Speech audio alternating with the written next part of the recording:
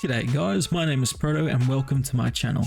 Today's video is about how I improved this last season of Siege as a part of my personal challenge over on Twitch to climb at a champ in only 6 months.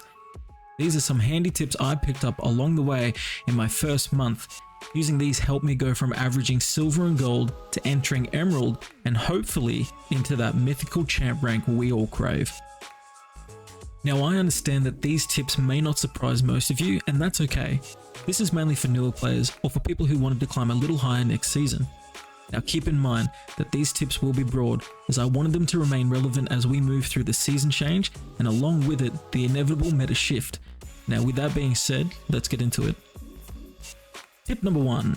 Know your role. Now I know this seems a little obvious, as will all of these tips, but knowing who you're playing will not only be crucial for you, but also beneficial for your team.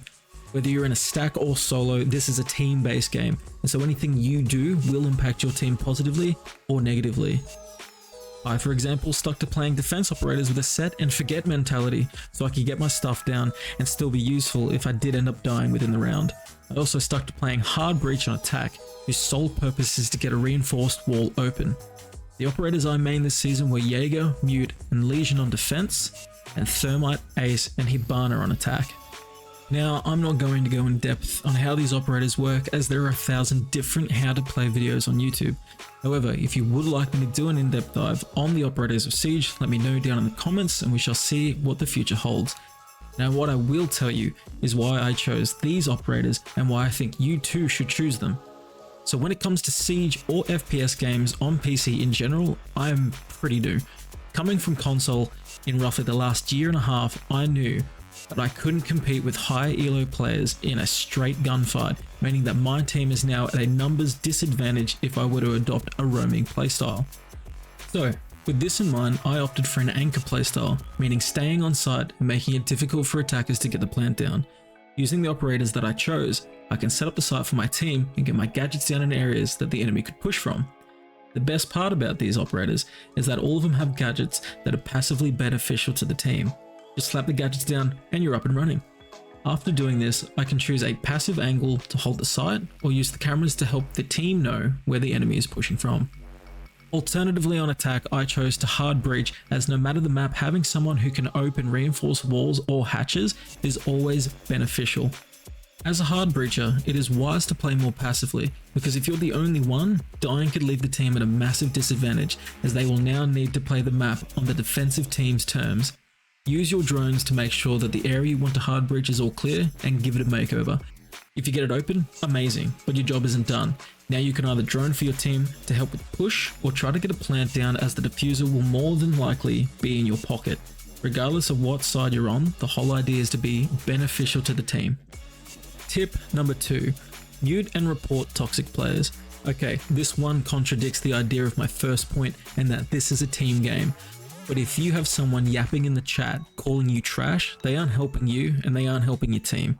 Open up the scoreboard, mute their voice and block their chat, because if you don't do it, they're only going to tilt you and make you play worse.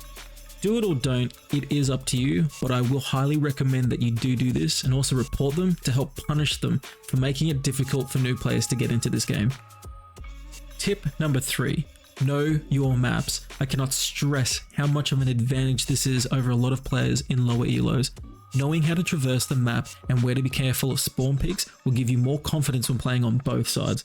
Going one step further and knowing what each area is called will also give you more accurate callouts to assist your team. Jump into a custom match and pick a map you like and just run around to memorize each spot. The area you're standing in actually pops up on your HUD to help you remember what the area is called. Once you have the map down pat, you will build the confidence to move around the maps freely and know what your team is calling out when they yell red stairs or new balcony. This tip alone helped me the most, as I was able to communicate with my team where I was killed from, giving them the accurate information they needed to create an advantage. Tip number 4. Know the game's operators. If you don't know what all of the operators do, this one will come with time, but I do suggest that you do your homework and use the operator selection screen, which does have a breakdown of each operator. Knowing what you're going up against and how to effectively counter it, or just knowing what the enemy is capable of, is to me a fundamental of Siege. Knowing how to stop a thermite charge with mute or Fenrir by banning him, no, seriously, never let this fucker into your match, is going to be a substantial factor in winning or losing your ranked games. So put the effort in, whether it's looking up YouTube guides, playing them in game, or looking at the operator videos. Please get to understanding how they all operate. Finally, we have arrived at my final tip, number 5, which is have fun. Guys, if you're playing a game, any game at all, the key point is to have fun. If you're jumping into ranked games and getting depressed as f while doing it, then what is the point? Okay, ranked is meant to be taken seriously, but it isn't meant to be a punishment. Yes, there is a meta, and yes, people are sweating, but at the end of the day, play whatever makes you happy.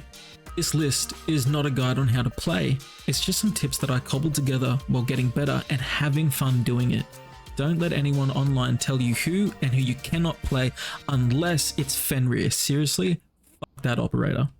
Anyway guys, that is all I have for you today. I hope this helps with your ranked journey as it has mine. This is the first in a series of videos I will be uploading as I attempt to climb the champ within the next 5 months, which you can follow me doing through Twitch, where I stream every Wednesday Australian Eastern Standard Time. The link will be down in the description.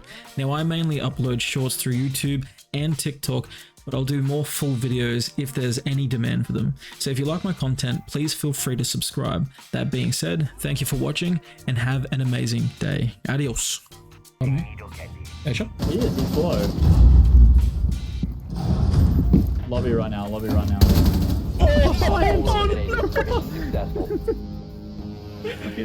Fucking airstrike, bro. Look at this. Boom. How do I always get away with the drop shots? What the f? I can't even shoot straight when I'm standing still. Bro, called in reinforcements on top of him.